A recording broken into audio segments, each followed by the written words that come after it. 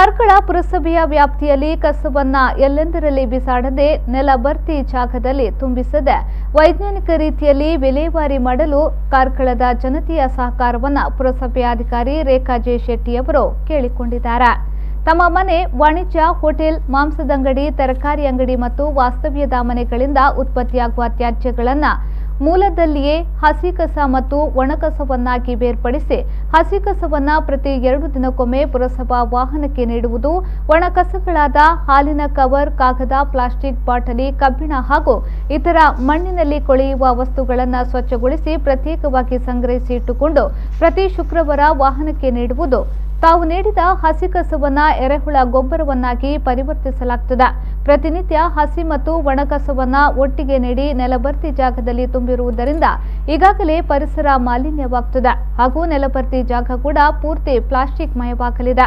ನಮ್ಮಲ್ಲಿ ಉತ್ಪತ್ತಿಯಾಗುವ ಕಸವನ್ನ ಎಲ್ಲೆಂದರಲ್ಲಿ ಬಿಸಾಡದೆ ನೆಲಭರ್ತಿ ಜಾಗದಲ್ಲಿ ತುಂಬಿಸದೆ ವೈಜ್ಞಾನಿಕ ರೀತಿಯಲ್ಲಿ ವಿಲೇವಾರಿ ಮಾಡಲು ತಮ್ಮೆಲ್ಲರ ಸಹಕಾರವನ್ನ ಕೋರುತ್ತೇನೆ ಎಂದು ಹೇಳಿದರು.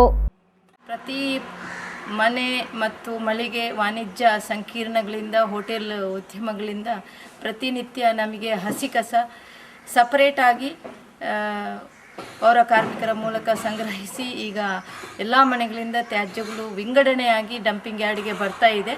ಭಾಳಷ್ಟು ಈಗ ನಾವು ಲ್ಯಾಂಡ್ ಫಿಲ್ ಸೈಟಲ್ಲಿ ನಮ್ಮದು ಏನು ಎರೆಹುಳ ಗೊಬ್ಬರ ಮಾಡುವಂಥ ಘಟಕದಲ್ಲಿ ಭಾಳಷ್ಟು ಈಗ ಸಂಗ್ರಹ ಆಗ್ತಾ ಇದೆ. ಹಸಿ ಕಸ, ಒಣ ಕಸವನ್ನು ನಾವು ಬೇರೆ ರೀತಿಯಲ್ಲಿ ಸಂಗ್ರಹ ಮಾಡಿ ಗುಜರಿ ಅವರಿಗೆ ನಾವು ಸೇಲ್ ಮಾಡ್ತಾ ಇದ್ದೇವೆ. ಬಾಟ್ಲ್ ಬೇರೆ, ಪ್ಲಾಸ್ಟಿಕ್ ಬೇರೆ ಮತ್ತು ಈ ಥರ ರಟ್ಟು, ಈ ಥರ 3 ಹಂತದಲ್ಲಿ ನಾವು ಸಪ್ರೇಟ್ ಮಾಡ್ತಾ ಇದ್ದೇವೆ.